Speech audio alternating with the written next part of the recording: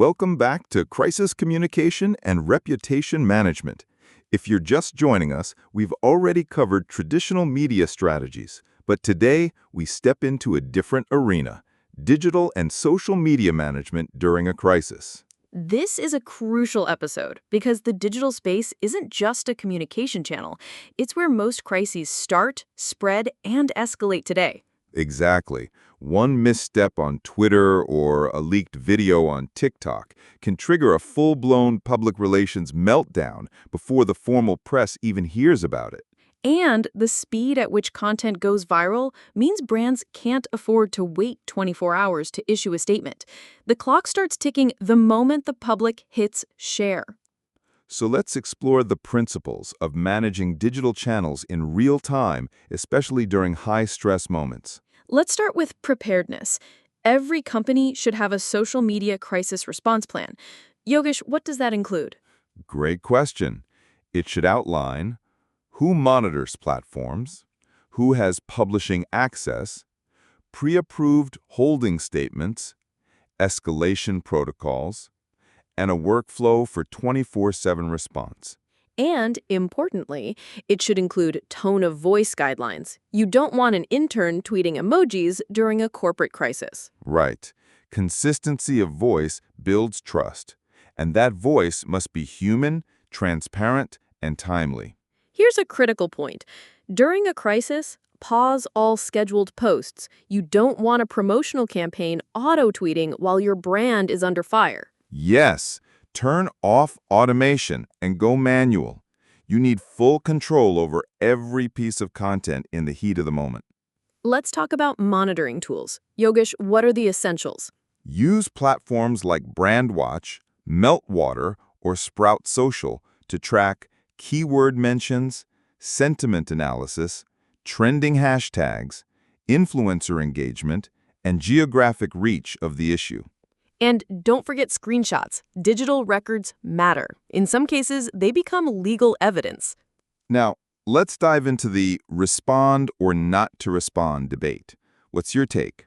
It depends. If it's a legitimate concern or misinformation spreading fast, respond. But if it's trolling or hate baiting, don't feed the fire. So true. Pick your battles. Not every post deserves a reply, but every trend needs monitoring. Here's a framework. Acknowledge quickly, clarify facts, apologize if needed, share your next steps, and engage further only when productive. Let's walk through a hypothetical. Imagine a food delivery app faces backlash after a rider was caught on camera mishandling an order. The video goes viral. Step 1. Acknowledge within the hour. We've seen the video, we take this seriously, and are investigating immediately. Step 2. Update regularly.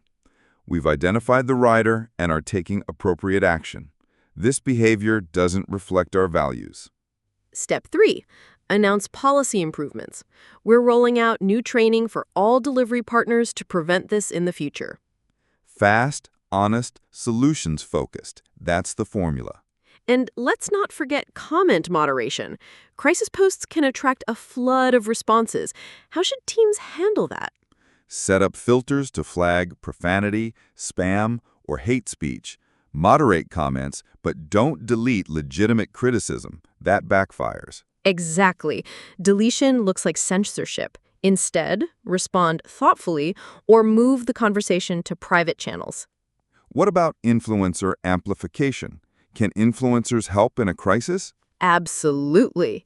If they're genuine brand advocates, they can humanize your message and help reach skeptical audiences. But don't script them, give them facts, and let them speak authentically. That's a key nuance. Forced influencer posts can look inauthentic and worsen the backlash. Here's another tip. Turn off ads temporarily, especially on platforms like Facebook and Instagram, because promoted posts might show up next to negative content. And be wary of trending hashtags. Hijacking the wrong trend can look tone-deaf. Totally. Instead, create your own crisis-specific tag, something like hashtag brand name update or hashtag company cares to centralize your communications. Let's do a rapid-fire checklist. What should a digital crisis toolkit include? Yogesh, this has been a super informative session. We'll be sure to link to these resources in our show notes. Thank you, Lily. And to our listeners, and always remember, in the next episode, we'll look at something that often gets neglected: legal considerations in crisis communication. What you can say, what you shouldn't say, and when to involve legal counsel. If you found this episode of Corporate Communication useful, don't forget to join us, leadershipacademy.tagbizsutra.com. Do share it with your friends and colleagues and leave your review. Until then, remember, the internet never forgets, so make every digital response count.